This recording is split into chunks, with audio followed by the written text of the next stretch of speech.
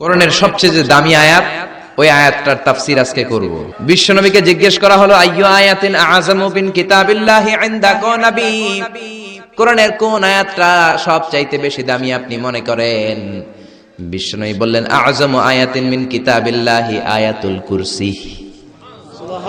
আল্লাহর কোরআনের মধ্যে ৬৬৬৬ আয়াত, কারো বর্ণনা মতে ৬৬৩৬ আয়াত, আরেক বর্ণনা মতে আরেকটা রিওয়ায়াত পাওয়া যায়।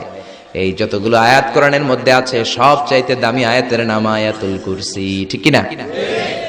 এতগুলো আয়াত থাকতে এটার দাম এত বাড়লো কেন? এটার এত মর্যাদাপূর্ণ আয়াত কেন? ৫টা কারণে এই আয়াতের দাম বেশি। জোরে বলেন কয়টা? ১ নম্বরে, আয়াতের মধ্যে রব্বুল আলামিন নিজের পরিচয় দিয়েছেন। একটা মাত্র আয়াত, কিন্তু এত সুন্দর করে চমৎকার করে রব্বুল আলামিন নিজের পরিচয়টা একটা আয়াতে দিয়েছেন। গোটা কোরআন তন্ন তন্ন করে তালাশ করলে আর কোন জায়গায় এত সুন্দর পরিচয়